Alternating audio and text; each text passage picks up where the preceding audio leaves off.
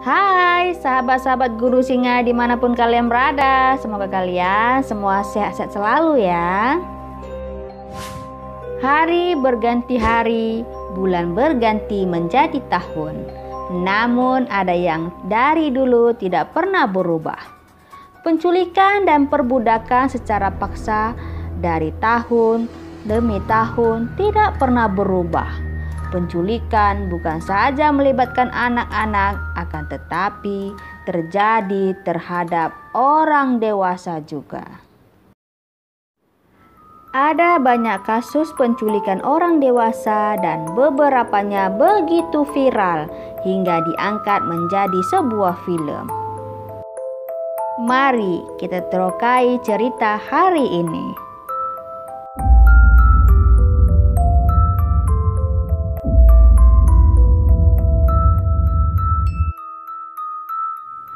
Diawali dengan seorang perempuan berusia 20 tahun bernama Colleen yang sedang ingin hitchhiking atau bahasa Indonesianya juga mungkin paling pas dibilang nebeng untuk menghadiri ulang tahun temannya.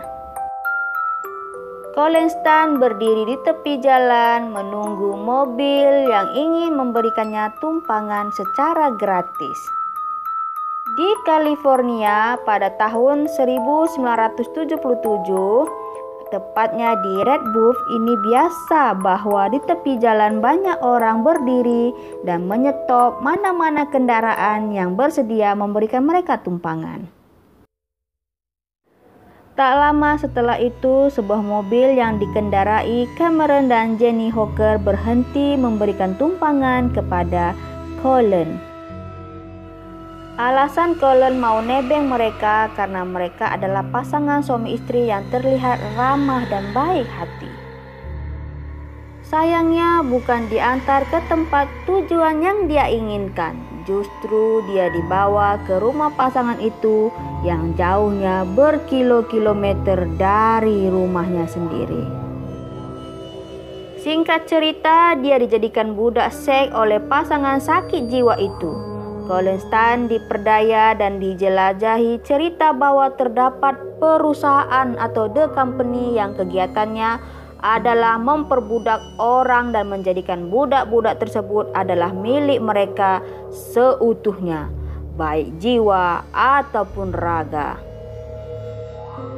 The company akan membunuh budak dan keluarga mereka apabila mereka berkeinginan kabur dari sana. Colleen juga dipaksa untuk menandatangani sebuah kontrak yang menyetujui bahwa dia bersedia untuk menjadi budak mereka.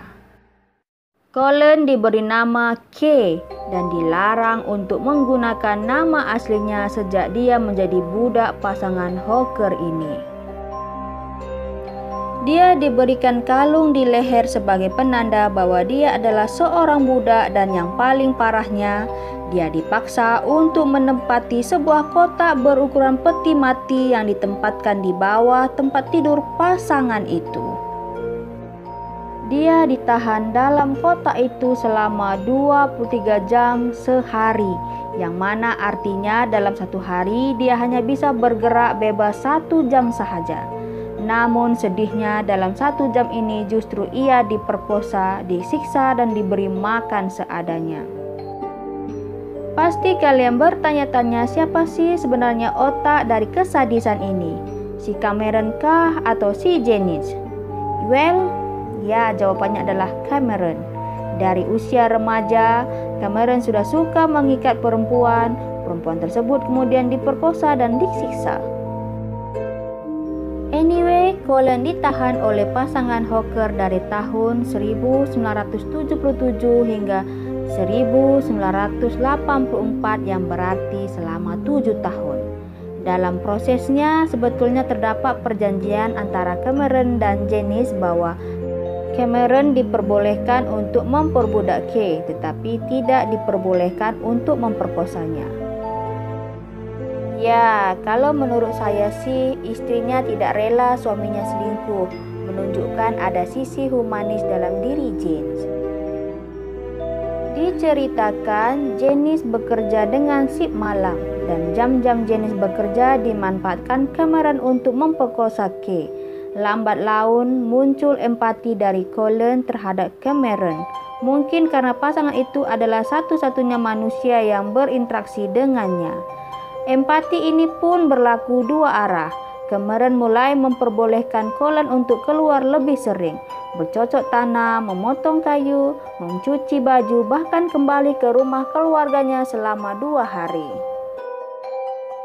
Namun saking dahsyatnya doktrin yang ditanamkan oleh Cameron mengenai The Company, bahkan dalam keadaan Colin bisa saja kabur dan bertemu dengan keluarga sendiri, Colin tidak berani membeberkan apa yang sebetulnya terjadi dengan dirinya. Colin bahkan membiarkan Cameron memperkenalkan dirinya sebagai tunangannya yang akan menikahinya dengan segera. Saat itu keluarga Colin menganggap Colin hilang bertahun-tahun karena bergantung dengan sebuah sekte sesat dan mereka tidak ingin kehilangan dirinya lagi, sehingga mereka tidak begitu banyak mengajukan pertanyaan-pertanyaan. Kita sebagai manusia pada umumnya mungkin akan bertanya, kenapa Colin begitu bodoh? Kenapa dia percaya begitu saja semua yang dikatakan Cameron?